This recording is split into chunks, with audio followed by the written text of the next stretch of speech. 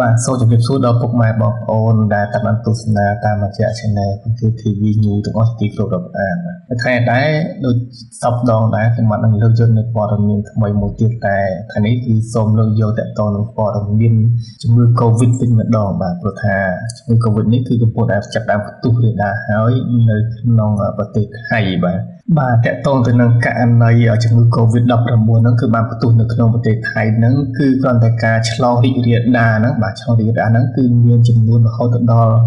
71067នាក់ហើយបាទនៅក្នុងប្រទេសថៃបាទអញ្ចឹងករណីឆ្លងហ្នឹងគឺមានចំនួនច្រើនបាទហ្នឹងយើងគិតត្រឹមថ្ងៃទី14ខែសីហា2025ហ្នឹងបាទឥឡូវតកតងទៅនឹងករណីស្លាប់វិញបាទស្លាប់នៅប្រទេសថៃករណី Covid-19 ហ្នឹងគឺ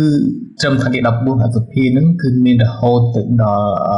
19នាក់ហើយបាទនៅក្នុងប្រទេសថៃគាត់តែស្លាប់ដោយសារជំងឺ Covid-19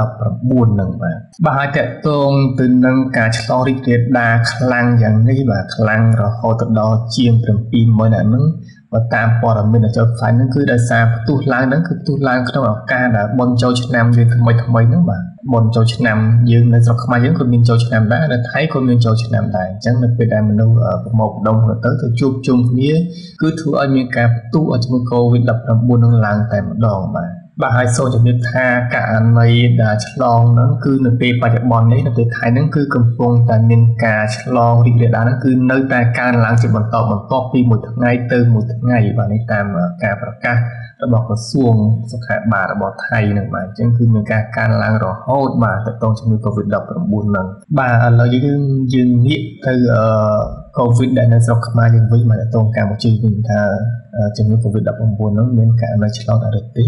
បាទនៅពេលថ្មីនេះក្រសួងសុខាភិបាលរបស់កម្ពុជាយើងហ្នឹងក៏បានចេញសេចក្តីប្រកាសព័ត៌មានដែរជូនដល់ប្រជាពលរដ្ឋខ្មែរយើងឲ្យបានដឹងថាតកតងទៅនឹងជំងឺ Covid-19 ហ្នឹងបាទគឺ Covid ហ្នឹងគឺពពួក Omicron បាទដែលបំលែងខ្លួនជាបន្ត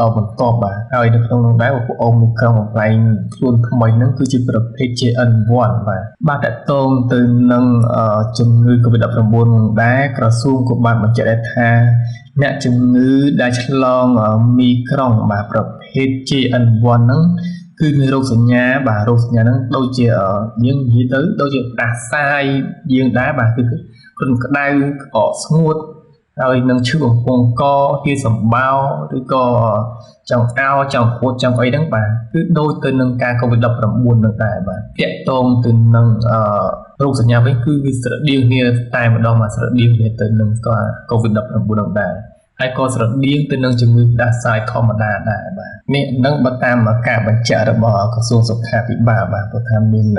ការឆ្លងហ្នឹងគឺលឿននិងឆាប់រហ័សទៀតបាទមិនត្រឹមតែប៉ុណ្្នឹងទេគឺអាចបញ្ជ្រាបចូលទៅក្នុងប្រព័ន្ធសងរបស់មនុស្សយើងកាន់តែខ្លាំងបាទហើយនៅក្នុងនោះដែរក្រសួងសុខាភិបាលរបស់កម្ពុជាយើងក៏បានប្រកាសដែរសូមឲ្យបងប្អូនប្រជាពលរដ្ឋខ្មែរយើងគឺត្រូវមានអនាម័យបាទអនាម័យហ្នឹងគឺដូចជាការលាងដៃហ្នឹងបាទលាងដៃនឹងសាប៊ូយើងហ្នឹងនឹងទឹកស្អាតហ្នឹងបាទហើយក្នុងនោះក៏មានលាងជាមួយអាល់កុលក៏បានដែរបាទមិនចាំតែសាប៊ូទេជាមួយអាល់កុលក៏បានដែររយៈពេល20វិនាទីទៅបាទហើយនៅក្នុងនោះដែរក្រសួងសុខាភិបាលរបស់កម្ពុជាយើងក៏បានជួយដំណឹងដល់ប្រជាពលរដ្ឋខ្មែរគ្រប់រូបបាទក្នុងករណីចាំបាច់នៅពេលទៅផ្សារអីឬក៏ទៅកន្លែងមានប្រជាជនជួបជុំគ្នាច្រើនអ៊ូអរអញ្ចឹងយើងអាចពាក់ម៉ាស់ទៅបាទដើម្បីជាការពារនៅក្នុងសុវត្ថិភាពនៅពេលដែលកុំឲ្យមានការឆ្លងអញ្ចឹងគឺយើងមិនដឹងជំងឺអស់ហ្នឹង